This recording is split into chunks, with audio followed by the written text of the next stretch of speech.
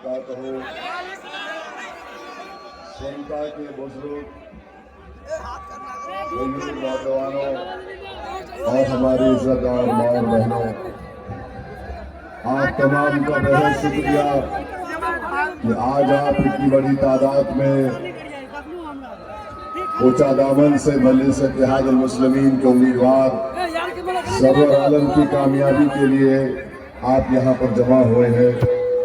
मेरे अजीज दोस्तों और बुजुर्गों, मैं 2015 से सीमांचल को आ रहा हूँ और हर बार जब कभी भी हम आए और आते रहेंगे इंशाअल्लाह, हर बार हमारे मुखालिफिन ये पूछते हैं कि तुम हैदराबाद से यहाँ क्यों आते हो। चाहे बीजेपी मोदी हो, नीतीश कुमार हो, तेजस्वी हो या कांग्रेस के नेता हो, हम आपको बता रहे हैं, उनको नहीं कह रहे हैं कि हम में अगर लालच होता तो हम किसी नाम निहाद सेकुलर पार्टी के लिए जाकर इंतखाबी मुहिम चलाते। अगर हमको सत्ता की जरूरत होती तो हम कहीं मंत्री बनकर बैठ जाते। अगर हमको शोहरत पाना होता तो हम कुछ और काम करते।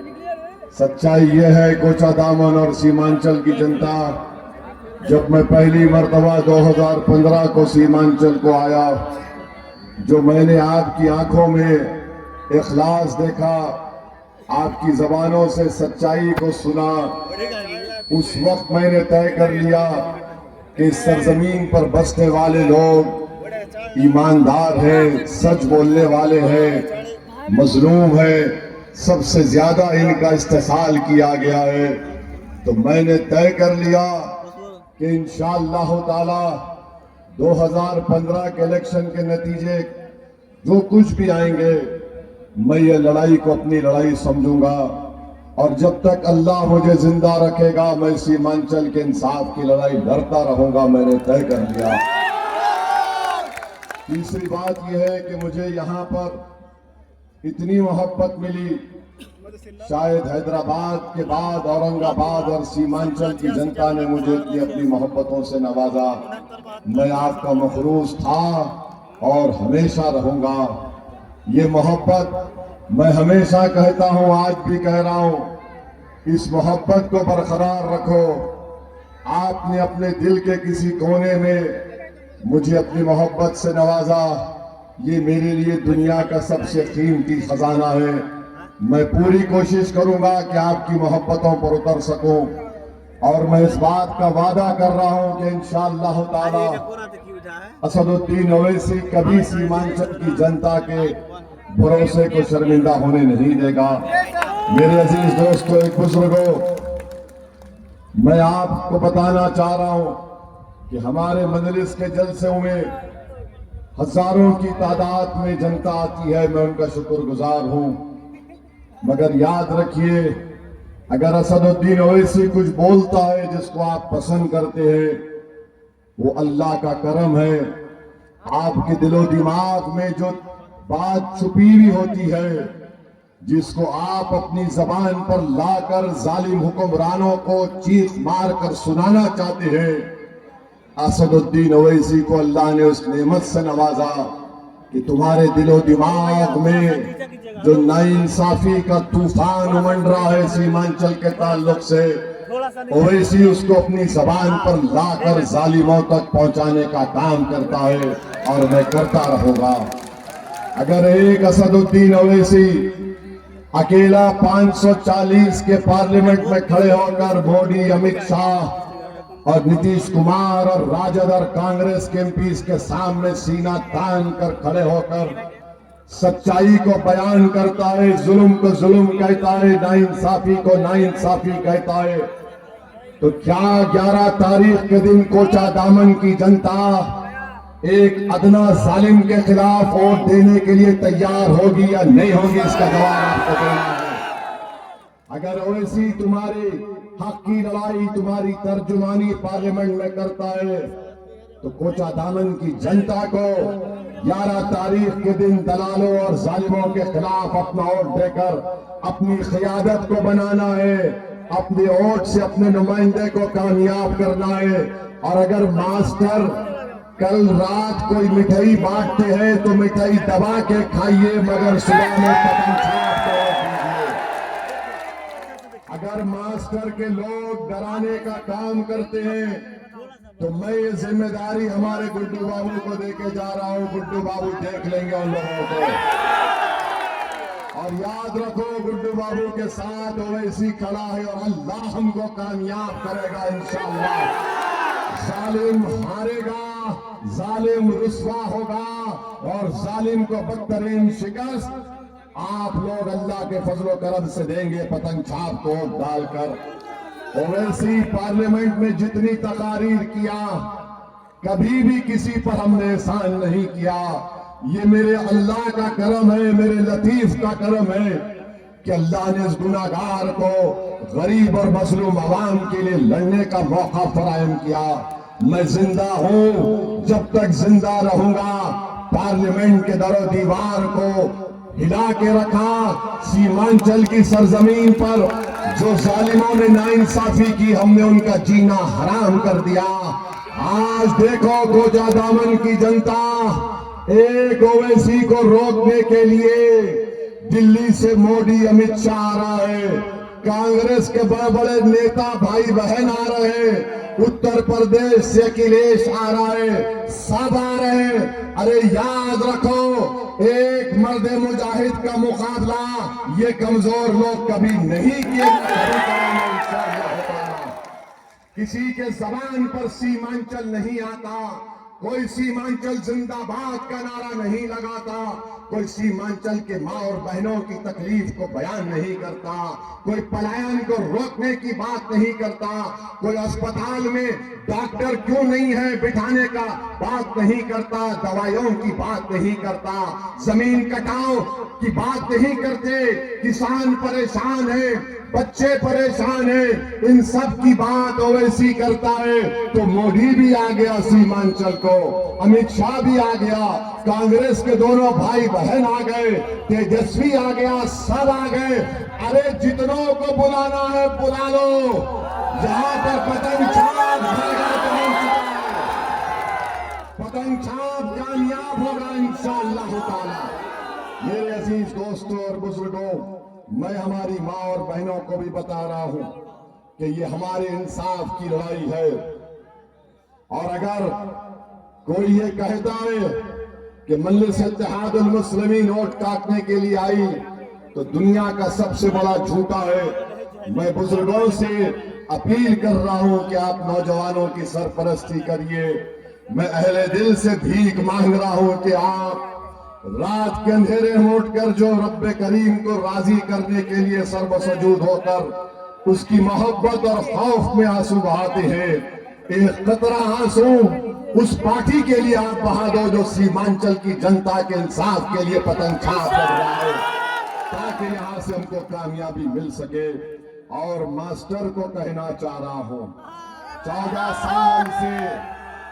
14 साल से तुम मोदी और नीतीश कुमार के साथ उनके दामन में बैठे हो। तुम कोचा दामन में गवर्नमेंट का पीएचसी के अस्पताल में तुम एक डॉक्टर को दिन में 5 घंटे नहीं बिता सकते।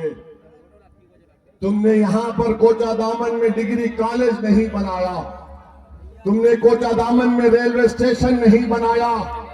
14 साल से तुम मोदी और नीतीश कुमार के साथ बैठकर चाय पी रहे हो, नहीं मालूम और क्या क्या खाते भी हो। मगर हम तुमसे पूछ रहे हैं, सत्ता में तुम थे, मुख्यमंत्री तुम्हारा था, देश का प्रधानमंत्री तुमको इज्जत से पुकारता था, आओ मास्टर मेरे पहलू में बैठ, मैं तुझे चाय बनाकर पिलाता हूं। बताओ मास्टर, तुमने कोचा दामन के लिए क्या किया? आज तुम रोते हो, रो के बोलते मैंने खिदमत की। तुमने मोदी की खिदमत की, तुमने नीतीश कुमार की खिदमत की। तुमने जो खिदमत की, मोदी ने हमारे मुस्लिम महिलाओं के खिलाफ ट्रिपल तलाक का कानून बना दिया, जुल्म किया। CAA का कानून मजहब की बुनियाद पर बना दिया। मास्टर तुम्हारी वजह से, मास्टर तुम्हारी वजह से यूएपीए का कानून नीतीश और मोदी ने बनाया, जो बच्चे 6-6 साल जेल में सड़ रहे हैं। मास्टर, तुम्हारी वजह से वक्फ का कानून बन गया। जब तुमने देख लिया कि अब जीतने का रास्ता नहीं है, तो अचानक कूद गया और राजद के पास चला गया। इजहार हस्बी के पीठ पर खंजर घोंपने का काम तेजस्वी यादव ने किया। कोचादामन की जनता, इस धोखे को याद रखो जब तुम 11 तारीख को वोट डालने जाओगे। और हम मास्टर से पूछना चाहते हैं, तुमने इंसाफ नहीं दिलाया, मगर कोचादामन और सीमांचल की जनता से बताना चाह रहा हूं, याद रखो सोनता की जनता, पटना से इंसाफ नहीं मिलेगा, दिल्ली के बादशाह से इंसाफ नहीं मिलेगा, हैदराबाद से इंसाफ नहीं मिलेगा। इंसाफ मिलेगा जब तुम पतंग छाप के सियासी क़यादत को सीमांचल में बनाओगे। इंसाफ मिलेगा जब तुम सरवर आलम को अपना नया विधायक बनाओगे। और तुमने कभी किसी को चाचा के नाम पर वोट दिया, कभी भतीजे के नाम पर वोट दिया, कभी कहा कि ये फुला का बेटा है, ये फुला का भतीजा है। आज हम तुमसे अपील कर रहे हैं कि तुमको और आपको और हमको सिर्फ सीमांचल के नाम पर पतंग छाप को वोट देना है। क्या आप देंगे? इंशाअल्लाह। मेरे अजीज दोस्तों और बुजुर्गों, हम आपको बता रहे हैं, मजलिस की कामयाबी को रोकने के लिए बहुत से सर्कस के जोकर सीमांचल को भी आए, कोचादामन को भी आए। ये सर्कस के जोकर हैं, अपना कर्तव्य करके चले जाते। तुमने काम किया, सीमांचल की जनता 11 तारीख को पतंग छाप को बटन दबाएगी। मेरे अजीज दोस्तों और बुजुर्गों, निफाक और इंतशार का शिकार मत होइए। याद रखिए, ये मास्टर इलेक्शन हारेगा इंशाअल्लाह ताला। और तैयार हो जाइए, मास्टर दोबारा नीतीश और मोदी के पास चला जाएगा। ये नहीं रुकेगा। इसको वोट डालने का मतलब ये भी डूबेगा और आपको भी डूबेगा। तो इसलिए मास्टर की इस कुलाटी मास्टर है, ये कहीं पर भी कुलाटी मार सकता है।